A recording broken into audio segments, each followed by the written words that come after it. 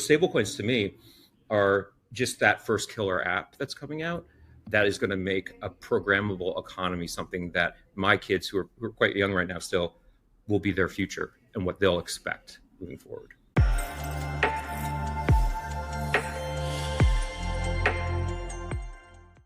Welcome to Gen C. Sam here. Very excited for this next conversation. We have spent really a good chunk of this year talking about the revolution that is stablecoins, cross-border payments, remittances, wallets. And I feel like this is, on the one hand, like a plumbing topic, right? Where you're talking about how money moves around the world, which is not always the sexiest. On the other hand, we are literally witnessing a transformation in the financial system, the cultural exchange of value, all the things that if we were looking at the internet 25 years ago, we would say there's something going on. We don't know, but we want to be a part of it. And I really feel that this is that industry. I think we're at about $400 billion of market cap in the stablecoin industry. Not huge compared to all of the cash in the world, but growing and growing rapidly. We are seeing, I think there's 500 million or so people who are transacting in these tokens. So we wanted to talk to someone who's spending some time in that game. And so Tim Queenan, TQ for short, was at Google amongst other places, and now is leading the marketing practice at Circle. Circle is the provider that also oversees USDC, the stablecoin that has about 80 billion, I think, so far minted. They're in the public markets also, had a really big IPO this year.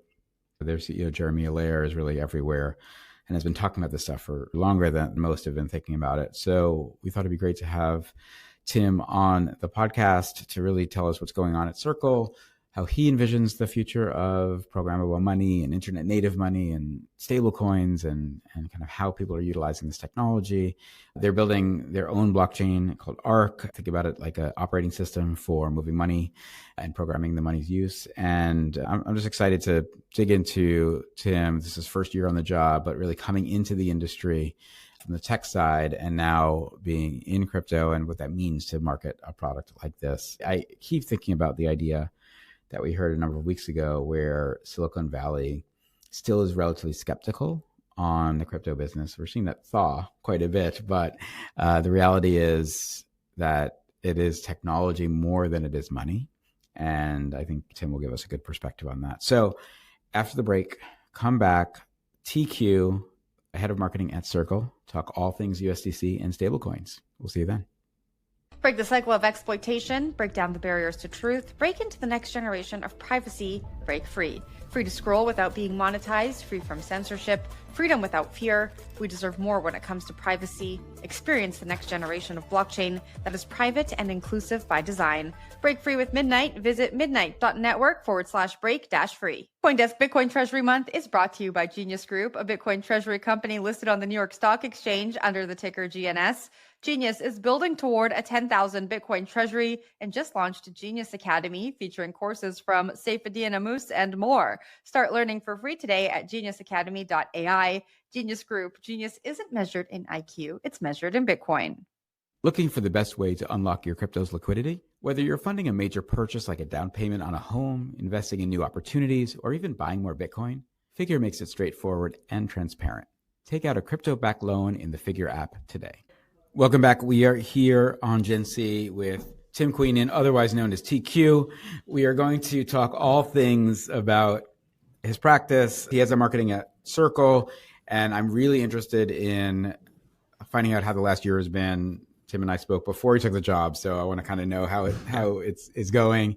But Tim is a great mind in the advertising space, the marketing space, and Circle is just one of the most interesting companies around that we'll get into, and has had a lot of great news come out recently. So I'm sure we'll talk about that and all things stablecoins, which is like my obsession for the year. So Tim, welcome to Gen C.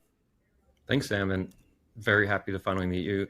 And yes, as you said, you were actually pretty helpful in me giving me advice before I joined Circle. So I appreciate that. It was my pleasure, sir. TQ, what were you doing before you came to Circle? Tell us about, like, in 30 seconds, who you were. Yeah. I mean, it started, I was studying physics for years. I thought I was going to be an astrophysicist, the next Stephen Hawking. And I went to college for it. And when the math went from numbers to Greek alphabet, I was like, okay, this is done. But I loved to be able to communicate about it. So it sent me down this path that I was not planning for, to be in marketing. I joined Lucent Technologies right out of school, and I just loved working with technology. And over the years, eventually led me to Google, where I was there for 10 years. And my fascination just has always been, how do we make the complex technology into something that is new possibilities and inspires new imagination? And that's actually what brought me to Circle as well. I love that. As a marketer, as someone who understands this business, I keep trying to tell people my thoughts on stablecoins, and I'm going to give you my pitch also, but I want to hear yours first. What is Circle's pitch to someone you're just meeting? So for me, it starts with the mission statement that Jeremy Allaire has put together and has been lasting over 13 plus years or more. So Circle's mission is to raise global economic prosperity through the frictionless exchange of value. And what that comes down for me is, how do we make the economy programmable? In that, we can have better access to value, to money for all people, and it can move as freely and openly as information does on the internet. And I think a lot of people think, well, isn't money already on the internet? And it's really just a UI that we've done. We've actually never made it part of it from a foundational point of view. And once you do that, I like to say, there's just a whole new physics of money because of that, when money becomes actually code and programmable. So that fascinated me. And I was like, what could that mean? And it just sent me down this path. And I was a crypto skeptic for many years because of the speculation of it. But once I found out about the technology, and actually a mentor of mine at Google, he sent me something. He's like, you need to learn about zero knowledge proofs. And it was like, my head exploded. I was like, wow, this is like mathematical mind reading. And I was just in love. I was hooked from that point forward. And so stablecoins to me are just that first killer app that's coming out that is going to make a programmable economy something that my kids, who are quite young right now still, will be their future and what they'll expect moving forward. I feel like there was a big pitch right there. Yeah. You know what? I just had to say ZK proof. I was just like, because I'm so everyone obsessed with it. Everyone should be into ZK proofs. They are one of the most fascinating concepts there is, and certainly in a world of where our privacy gets challenged every day, they become even more important. My pitch when I talk to people about stablecoins is that the internet is the greatest game that's ever been invented, and all games need an in-game currency. And stablecoins really are that currency. I believe they're internet native money. They move at the speed of light. They reduce so many of the middlemen, so many of the barriers in traditional finance. And I think you hit it on the head. What could you do if you could then program its behavior? Yeah. Is so fascinating, especially in the agentic world that's going to be coming, which I'm sure we'll talk about. I keep trying to talk to people about how big the stablecoin revolution is going to be. And I say that because, again, we have all these folks who grew up on the internet. My child doesn't know a world without the internet, and her friends are around the world, some of whom she's never met in person, and some of whom she did meet in person after knowing for 10 years on Minecraft or whatever it may be. And so for me, it's very native to think that the younger folks are going to just say, wait, what do you mean I have to go to my bank and send a wire and wait 3 days for it to get there? And then it may or may not have this parameter or that parameter, versus why don't I just send my friend, $10 to support their new album release or whatever it is. But I guess you guys are living this every single day. How big of a revolution is the idea of stablecoins and programmable money? It's massive. Everyone tries to put numbers to it, and it usually ends in trillions. And I think it's much, much bigger, and that we'll only see in hindsight how big it is and how much of a shift it will be. Like anything, once you start to make something programmable, whether it was media, communications, information, we never anticipated, like when, I don't know, pets.com came out, that we would eventually have an Uber, right? It's just like, you can't make those connections. To me, it's builders and innovators just constantly pushing. So to me, I just see a huge kind of white space that we will move into. And every single analogy we use today, every single quantity metric that we're using, we are going to break through eventually. It's just a foundational shift. And I think that's exciting. And you're starting to see it now. Funny enough, I can't wait till we stop talking or using the word stablecoin.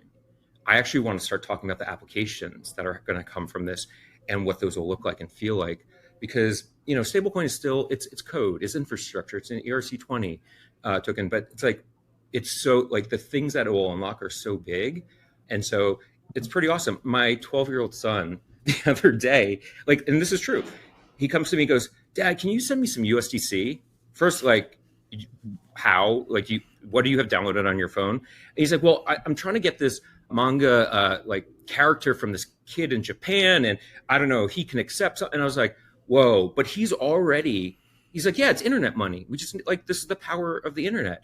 And so it's already clicking for him. And nowhere in there did he say stablecoin. It was about what he was trying to do with it. So to me, it's fascinating.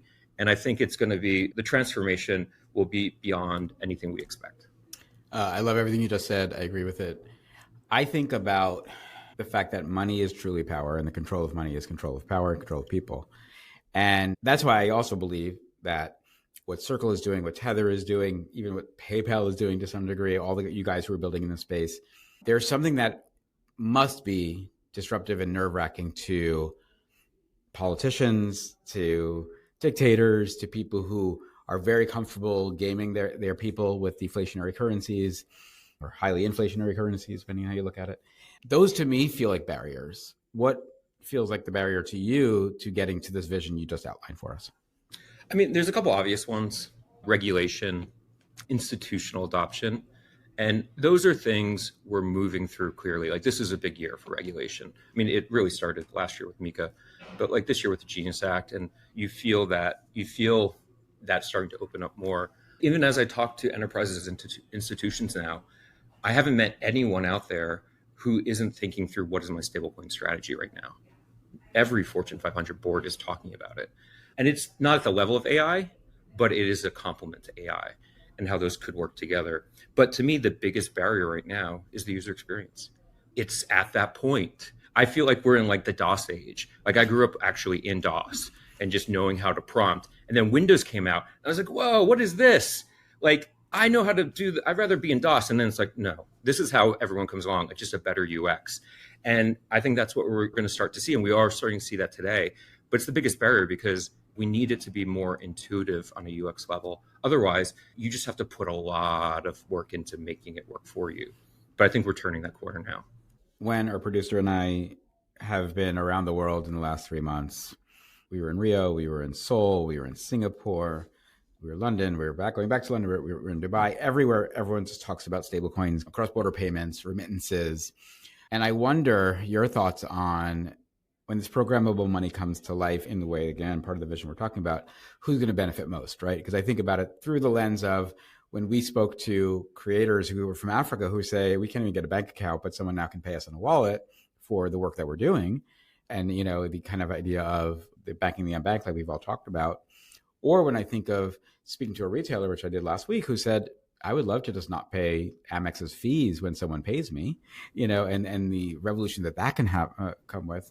Is it both, or do you think that there is one group that benefits more when we unlock this idea? To me, I think of it's coming in waves, and it's based on certain conditions in certain markets that will have it move faster than others. One barrier I briefly mentioned before is regulation. That is going to be a big one in terms of how a market will move. But like we saw with mobile phones, when they're, like, especially in Africa, when there weren't landlines, then that market just jumped to mobile phones. And we're seeing that with stablecoins. When you don't have the rails or the infrastructure in place, and it can be based on you having a phone, then we see markets jumping there. So Africa, parts of LATAM, and here in the US and other, let's say, more developed economies, we're going to start to see it in the institutions. Eventually, let's say in the next few years, decade, it'll all converge, in my opinion. But it's going to happen in different ways. But I think both are great. It's just where we are with the regulation, the education too. And I was actually quite surprised, and I mean this in a very positive way, how much more education we have to do in this space, because, you know, crypto, it's pretty jarring if you're not in it. And the language and the coding of it, when I say coding, I mean like just how you talk about it and the culture, it puts people off. But the more and more that we can be more open, I think we'll bring more people along. But and I'm seeing that with institutions now. And I was just in many of the markets you just mentioned, and you see it from a consumer adoption perspective as well. So it's happening concurrently. The idea that programmable money will come to effect makes me think about Even when I think of Trump is just announcing this idea around, do we give people $2,000 because of the tariff benefits we're getting? And whether we won't talk about the politics of what's happening or this or that, or we think about the stimulus that was going on a number of years ago. And I can see the idea to say, hey, you need help with rent money. We're going to send you money you can only use to pay rent. Or, you want help with food. Does this replace SNAP or something like that? Is that the right way to look at this? And, I only think about it because, sort of the libertarians I know talk a lot about the idea of people should get to make their own decisions on their money and how they spend it. But I do think that if you're doing like splitting rent with, your 3 roommates and then, but your name's on the lease and they pay you and you never actually pay the landlord because you decided to go out for the evening and spend the money there, like someone could have a challenge. How do we really think about what programmable money means? We talk a lot about programmable money, and it goes beyond that eventually. It's like the total value of the economic system that becomes programmable. Look, I think of it in a few different ways. One, it's like there's just a lot of friction that's caused because of manual things. And the more we can take some of the manual out of it and base it on the rules, the business logic, your personal goals, the better. And then have it to be able to adapt over time. So that's like one principle I think through. I see it less as restriction, because you could say, well, is it like I give my kid, I don't know, $20 and I want to make sure $15 doesn't go towards candy. I think of it more about like, we have to, like, this is actually causing us to have a new conversation about financial literacy. And what does it mean to exchange value? How to do it properly? How to do that on a global scale? So yes, it could be as simple as you can think of it a pie and what piece of every dollar cent goes towards. But I also think it is about what we create from it. We talk about creators a lot because of social. I think this is going to also bring new creators forward. And what I mean by that is new creators of value forward. And to be able to have less latency between transaction and more opportunity to do other things. And so it is this bigger picture that will emerge where we just have a lot of things that have been kind of static sitting on the table that we'll be able to do now. I think when it comes from a consumer point of view, there's going to be a world where many people don't know they're even using stablecoins because, again, it's infrastructure. It's about what is the new best user experience that's coming forward. And so I look forward to those of builders and creators creating these new user experiences. And then what are those benefits? And it's going to be a learning curve. But I really think that we're going to see new ways of interacting that we have never imagined. You guys had a big IPO this year. I think really one of the first to signal, kind of Wall Street's acceptance of the cryptocurrency industry. You were there during that. Just tell us about going public, what that meant, the reception, because obviously the price jumped so much in the beginning. And, it sounds like people are really getting that this is a movement that they need to be a part of. Leading up to it was incredibly stressful, right? We wanted to help communicate this. And obviously it was during like a quiet period leading up to it. But when it came to the day of, it honestly was just filled with so much joy and accomplishment. And you could see that in our team. Like I joined in February. So it was only a few months in after I joined that we went IPO. And the energy of people who've been there for 5, 10, 13 years was the huge relief. So it was incredible. But it was also a time for us to plant our flag.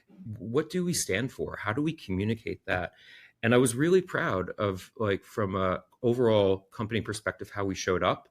And as a marketing team, and also our PR comms team, who were wonderful, how we all showed up together and communicated it. And people were like, are you going to do a campaign? And we did some campaign stuff, but we actually, our flag was a thing that we said, like, we took the charging bull that's down on Wall Street and said, how do we think about the financial system moving forward? So we built a transparent bull. And an homage to how when you put finance on the internet, it'll be more open and transparent. And the little thing I like to say, and people are like, oh, you're in the details here, but it was where the charging bull is down, we're coming up. It's an up cycle, and we're going to be raising and leading. And that was just the thing we put in front of the New York Stock Exchange. And they're like, we love this, the stock exchange. It is now in their lobby on loan, and it is the most prominent thing when you walk in. And it is a symbol. And for me, that's what our IPO is a symbol of the next chapter of where we're going with both technology and finance.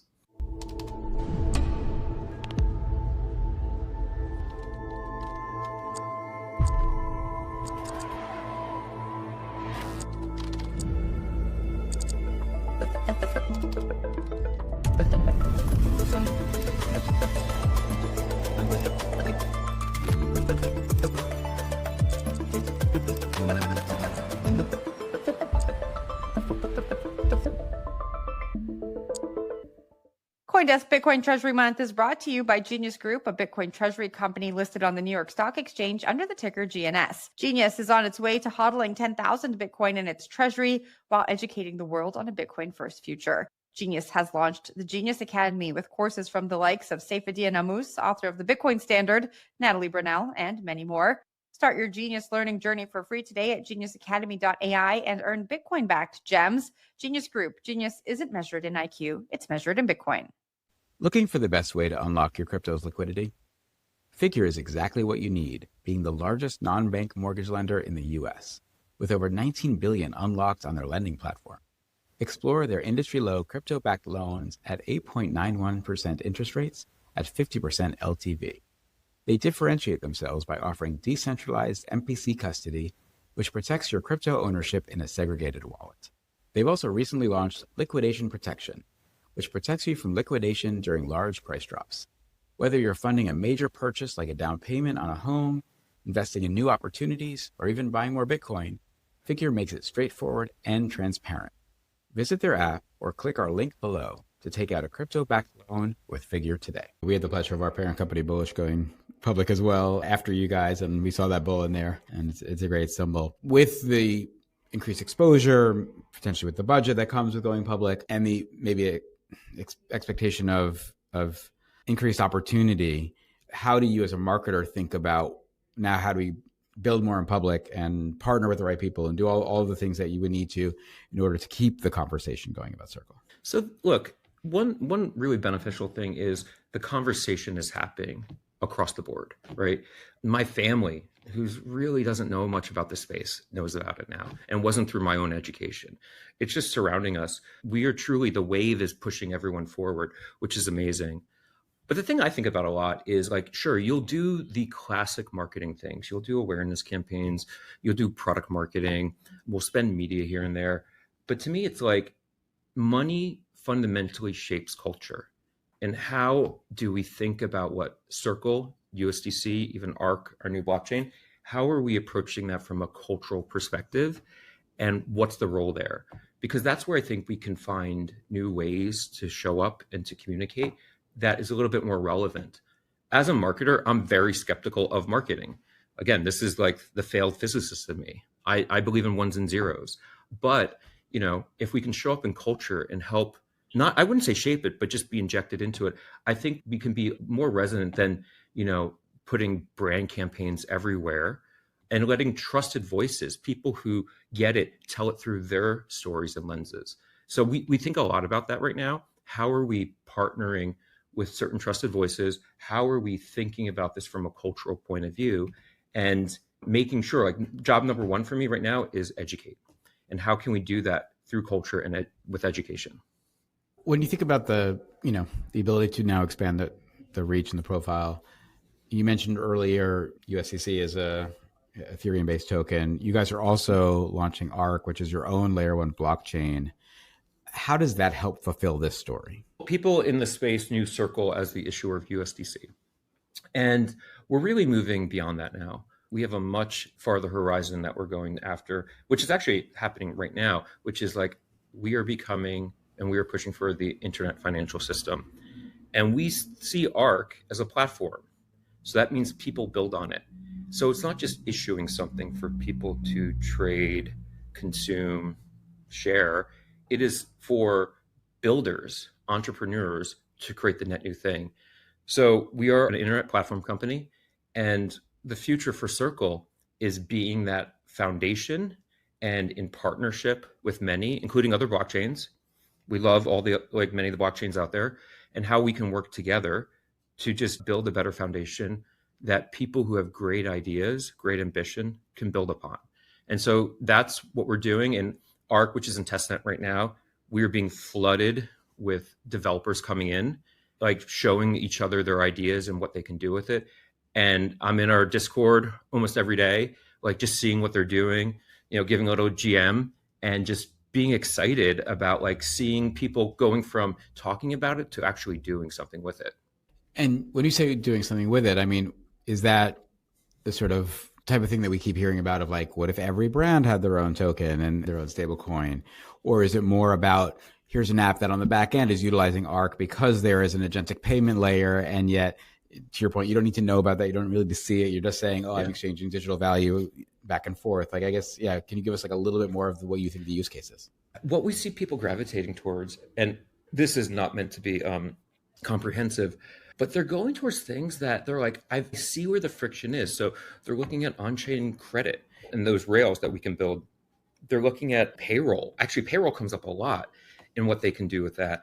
I'm seeing quite a few folks, like one thing in particular that's really emerging that I'm excited about that I see being discussed but also being built with Arc is if you're on a single chain, as many people know, to go to a multi-chain is tough because you're focusing less on the actual features and user experience, and you're dealing with bridging and how do you deal with multiple tokens. And now we see people taking Circle services and products like CCTP, like Gateway, and now multi-chain becomes a lot easier to be as a technologist or a business. And it just abstracts it away. And so that's something, all of this opens up much faster. And when you do that, then you see the applications that are coming from that. But that's the one thing I'm seeing that is really amazing, because when I entered this space, it was just, you're overwhelmed with how many chains there are and which one should I use. And now it becomes a lot simpler so that you can focus on your applications. And the one thing I love about it is people are very encouraging. It is an amazing community of builders and developers who are supporting from all over the world. Like, it's truly amazing what they're doing. And these are things that I think we'll start to see more, that we will see more and more. I don't know what the next Uber or Instagram will be that comes from this, but we will know it soon enough. And it's going to be the thing that people want to see more of. I mean, I always wonder if it teases your past or the nostalgia of being at Google, where you think of, here's a group that really revolutionized search and then came for email, right? And then came for office optimization suites and tools, and and then video, obviously with their YouTube acquisition, like seeing these ways that could just be done better, and they decided to jump in. Does that feel right for you? Yeah. I mean, it's one of those things, like, you can't predict the path, but there's many things that are emergent, and it's kind of like just the ability to let builders build in an open and regulated way, which is important, right? We want things to be safe. We don't want to do harm. And so there's great things that come from that. And it is very similar. Like when I was at Google, I worked on Chrome, Android. I actually worked on a Jetpack, funny enough. And with Chrome, when we went to, it's now a cloud OS with Chrome OS and then Chromebooks, I was like, wait, what? And then now it makes sense. Like my kids are like, yeah, Chromebook. What do you mean? It's easy. And so there's going to be things that come out of this that we just didn't think about. And we do think of Arc as an economic OS for the internet, where it is both software and hardware coming together and really having that rules-based programmability that is needed, that we've seen both in desktop compute, cloud compute, and mobile compute. And it's going to happen here for economic compute.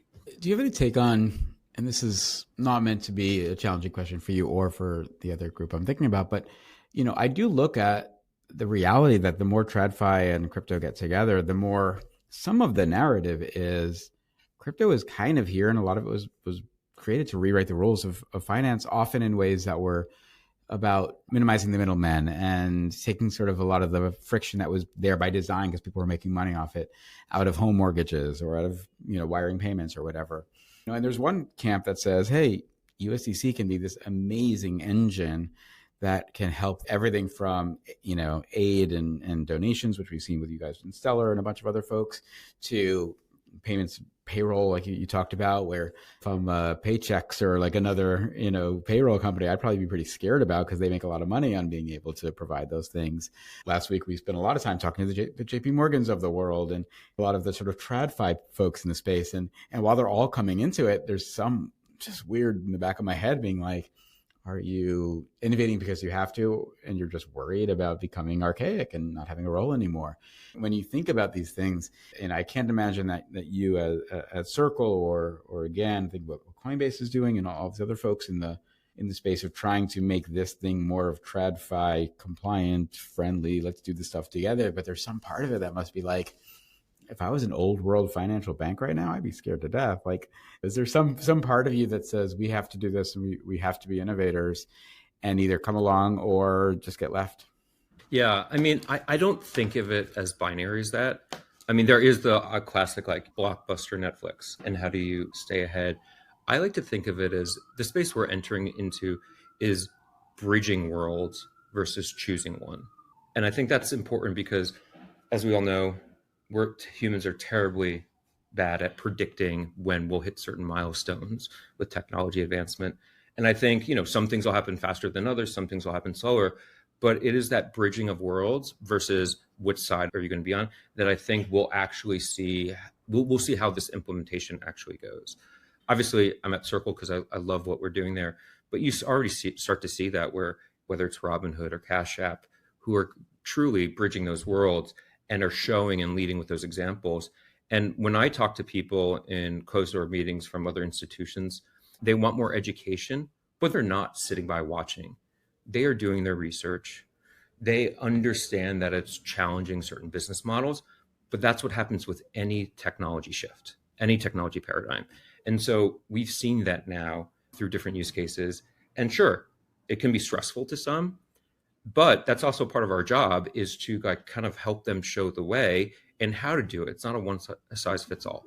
It's a very diplomatic answer. So thank you. Well, thank you for doing so. It's the right way to think, for sure. No, I mean it. I mean, look, yes, there's no longer a blockbuster. There's Netflix. There will be institutions or people that could be left behind. But I think the greater outcome is that just more institutions and consumers adopt this, and it helps them unlock value that they've been thinking very narrowly about. And now it's like, oh, wow, there's just a better potential that we can give to our customers or to my family. And I think that's where we'll actually see a lot of growth versus people being left behind. And, this is the same conversation with Gen AI right now. And we see people adopting it in creative ways. Again, it takes time, but I'm very positive about what that'll look like. I mean, you mentioned Gen AI and we talked a little bit about what you're building with Arc. I mean, I think internet native money is the perfect opportunity for agentic commerce to happen because you can be fractions of a cent. You can, at hyperscale, you're moving money around as bits and almost near real time. Is that sort of where you guys believe the future of AI, like payment systems, run or on crypto versus on traditional cash systems? I think of AI in stablecoins as like PB&J, right? They just work well together. We just did a hackathon for Arc with agentic solutions, and people were coming with many creative things. And I think you kind of pretty much stated it, but one of the great things is you just reduce the manual, and so that you can have things happen faster, more intelligently, safer. And so I think it's a wonderful pairing that we'll see through. And I think we'll actually get to a place where I think they're blending together so well. They're like, well, is this more like stablecoin or is this more AI? From a technologist point of view, it's where I see a lot of developers putting down the peanut butter, putting on the jelly and saying, let's see how this works together. And there's just, from a technologist perspective, a lot of excitement there. Totally. I think it's so exciting. And I can't imagine how much fun that part of your job can be, is to really have to predict 2 years, 3 years, 5 years, the when, as you mentioned. And the idea that I keep thinking about the benefit, right? The opportunity that I can go on a platform and I can find an amazing developer or graphic designer, writer, whatever it may be, in any part of the world, and we can kind of normalize to the best value of the product versus where the person lives economically, and what a unlock that is for communities and folks. And this only hyper charges that, especially when now it's my agent doing it instead of me. There's a lot of fun there. My last question for you is around, again, you come out of the marketing world, you've been at these tech brands, you've had a career. I keep thinking about all of those folks who are probably in the Fortune 500 right now, who maybe in 21 they were saying, oh, crypto's interesting, but then they got really skeptical, just as you had been for a bit, because they were like, oh, the narrative turned kind of sour, especially with price crashes and all of this. And now I think all of them are coming back. They're saying, hey, crypto's being discussed at the highest offices in the land and across the globe. So if you're talking to a marketer at a Fortune 500 company, what's your pitch to them of like why you as just a brand person should be taking a look at like stablecoins and crypto? And I do talk to many of them. Part of my answer is relevance. Even though there's some skepticism from some still, there's some education and learning that has to happen. Like just dig in, get involved, learn about it, and stay relevant into where we're going. And so I think that's one thing. Again, I don't think it's a one-size-fits-all strategy. I think there's many different ways that you can be leveraging stablecoins and like the stack for your business. But just like Gen AI is doing to marketers, which I feel every day of like guiding my team on how we should be using Gen AI. And I'm talking to designers on how to do it. And they're like, do I still have a job? It's like, of course you do. We're just going to we're up leveling you right now. I think it's the same with stablecoins and kind of embracing what that possibility is and thinking very creatively, both in terms of the possibilities, but also how you find your own path. Again, there's no one size fits all. And I see like, especially in marketing, and I think this came out of like back in the day, you probably remember this, we had a role called creative technologist. Like marketing really embraced technology into how it does and how it makes things and produces things. And so I think marketers today are very native to how they think about technology and want to discover it and use it for ways that make sense for them. So I actually see a lot that are like, yeah, I'm trying things out. I'm trying to figure it out. Vibe coding has helped. We're actually using vibe coding on Arc, where you can just like, I might not be a developer, but what is the experience you want to create? And ultimately, to me, I've said this a couple of times now, it comes down to the user experience that you want to create and what's the benefit of that. And I think marketers actually are very good at creating great user experiences. I love that. I think it also, I know we were talking about marketers, but it goes so far beyond. I had the pleasure of interviewing Reid Hoffman a number of weeks ago, and we were talking about when PayPal first came out, and that really it was like the internet kids loved PayPal and everyone else thought it was just a scam pretty much. And that was, when my dad would not put his credit cards into a website. Like we all remember what that was like. And so imagine fast forward 25 years, you're kind of saying the same thing if you're saying, I'm not going to pay attention to stablecoins. I literally was thinking the other day, I was like, remember all those little transitions with e-commerce where it's like, I don't know, like, what if you steal my credit card information? What if someone hacks whatever? Is my Wi-Fi secure? Also, don't we want to just go in and see it physically? We don't want to just see it on the screen. And now, like, those aren't questions anymore. Like, you're not relevant as a merchant or like a merchant that scales, not necessarily a small business, if you don't have some kind of e-commerce strategy and platform. And I think we'll see the same. So we'll go through these layers of skepticism, which I think is healthy, by the way. I don't think that's a negative thing. I think we should be skeptical of some of these shifts to make sure that we're doing it in a reasonable, safe, legal way. But as we get through that, and as we kind of like, it's like, I took a Waymo, the first time I took a Waymo, and I worked at Google at the time, I was like, okay, this is a little weird. Like there's no one, there's just an empty seat there. And I had a friend with me. Within a minute or two, I realized, oh, we're not even thinking about that anymore. We're just having a conversation.